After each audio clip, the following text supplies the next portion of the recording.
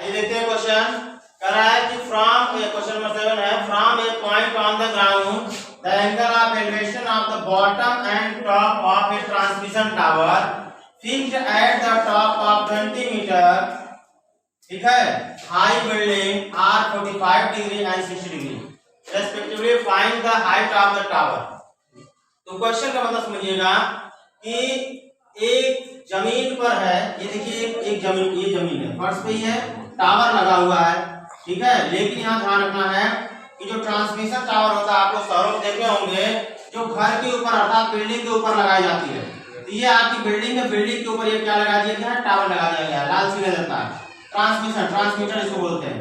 अब यहाँ से कह रहा है कि टावर फिक्स किया गया है at the top of 20 metre, ठीक है, 20 मीटर हाई बिल्डिंग। इस बिल्डिंग की हाइट कितनी है बच्चा, 20 मीटर, 20 मीटर है, are 45 degree and 60 degree respectively. ध्यान रखिएगा ये टॉप है, टावर का टॉप है, और ये टावर का क्या है, बॉटम। बॉटम मतलब क्या होता है, तल होता है, ठीक है। तो ये दिया हुआ बच्चों आप लोग का 45 डिग्री, और ये दिया हुआ आपका कितना, 60 डिग्री, ठीक है। तो पूछ रहा है कि बताइए जो ट्रांसमिशन टावर है उसकी हाइट कितनी है, मतलब इसकी हाइट पूछ रहा है। नेमिंग आप कर देंगे A B C and D, इसको आप यक्स मान लीजिए, ओके। तो दो हमारे ट्रायंगल दिख रहे हैं, आप ट्रायंगल कोई ले सकते हैं। बिल्डिंग की हाइट मतलब BC इज इक्वल टू हमारा कितना है, 20 मीटर दिया है। तो यहाँ पे हम लोग लिखेंगे इन ट्रायंगल क्या ले लेते हैं, BCD ले लेते हैं, BCD। तो आप इसमें लेंगे तो देखिए परपेंडिकुलर और बेस का रिलेशन तो क्या होता है, 10 लगता है। तो क्या लगेगा, 10 45 इज इक्वल टू हो जाएगा आपका BC अपॉन CD, और 10 45 की वैल्यू होती है 1, अब BC की वैल्यू है 20 और इसकी वैल्यू क्या है, x है। x मल्टीप्लाई कर x इक्वल टू कितना हो गया, 20 मीटर हो गया, ओके। अब ये बड़ा वाला लेंगे, जब बड़ा यहाँ से यहाँ तक लेंगे तो इतने में ये ऐड हो जाएगा, ध्यान रखिएगा। अब यहाँ से लेंगे इन ट्रायंगल ACD, इसमें लेंगे तो आपका क्या हो जाएगा, 10 60 हो गया। 10 60 इक्वल टू हो जाएगा आपका क्या हो जाएगा, h प्लस 20 अपॉन x हो गया, ठीक है।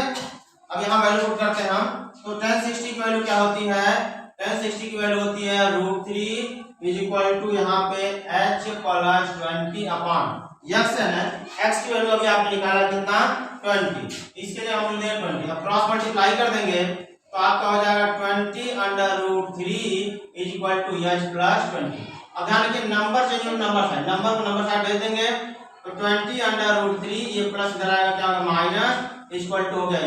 दोनों में क्या कॉमन है, 20 कॉमन है, यहाँ निकल जाएगा √3 माइनस 1 इज इक्वल टू ये आपका आ गया बच्चों, अर्थात यस इक्वल टू हो गया 20 इन ब्रैकेट √3 माइनस 1 मीटर आ गया, ओके। ये आंसर हो गया। देखिए कह रहा है 8वां क्वेश्चन है, the statue 1.6 metre tall stands on the top of the pedestal from a point on the ground.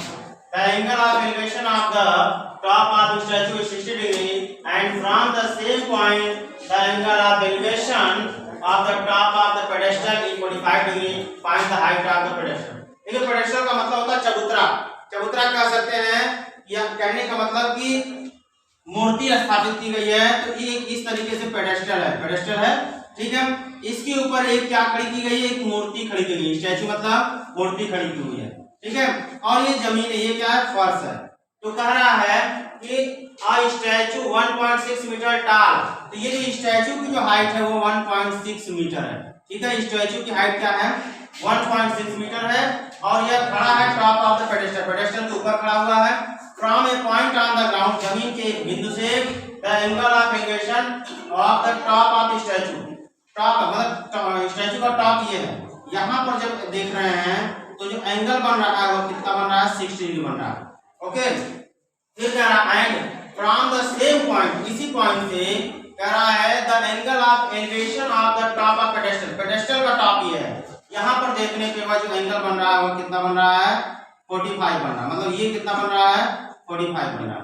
तो कह रहा find the height of the pedestal, मतलब इसकी हाइट क्या कर रहा है, पूछ रहा है। नेमिंग कर देते हैं A B C और D, समझ में आ गया। तो फिर यही कंडीशन, इसको यस मान लेते हैं, ठीक है। आइए तो आप ले लेंगे किसको, इसको ले लें या इसको ले लें।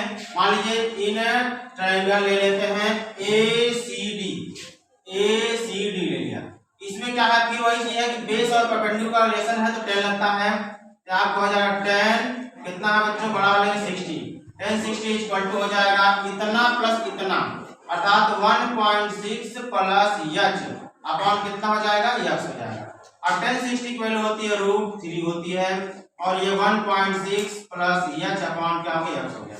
यहाँ से हम मल्टीप्लाई कर देंगे, आपका हो जाएगा तो x यहाँ चला जाएगा, ये इसके नीचे जाएगा, 1.6 प्लस h अपॉन क्या हो गया, √3। इक्वेशन में फर्स्ट मान लेते हैं। अब ये वाला लेते हैं बच्चों की हमको हाइट चाहिए, तो इन ट्रायंगल क्या हो जाएगा BCD, इसमें फिर लेंगे 10 कितना बच्चों 45, 10 45 इक्वल टू हो जाएगा h अपॉन x, इसकी वैल्यू होती है 1 और h अपॉन x हो गया, तो क्रॉस मल्टीप्लाई करें x इक्वल टू क्या हो गया, h हो गया।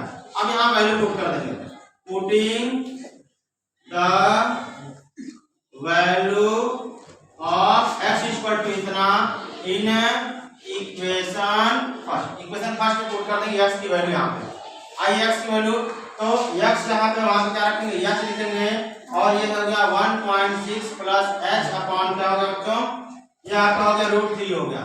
क्रॉस मल्टीप्लाई कर देंगे, ये आपका हो जाएगा √3 h equal to 1.6 plus h को s साइड दे देंगे, तो √3h ये इधर जाएगा माइनस h इक्वल टू 1.6, दोनों में h कॉमन हो जाएगा, ये आपका हो जाएगा √3 माइनस 1 इक्वल टू 1.6। अभी यहाँ चला जाएगा h इक्वल टू हो जाएगा 1.6 अपॉन √3 माइनस 1, इसका रैशनलाइज कर देंगे तो आपका हो जाएगा √3 प्लस 1, और यहाँ पे भी √3 प्लस 1। देखो बच्चों 1.6 इन ब्रैकेट √3 प्लस 1 अपॉन हो जाएगा, देखिए दोनों सब कुछ सेम है, पहले का स्क्वायर माइनस दूसरे का स्क्वायर, तो आपका हो जाएगा √3 का स्क्वायर माइनस 1 का स्क्वायर, ये आपका हो जाएगा 1.6 इन ब्रैकेट √3 प्लस 1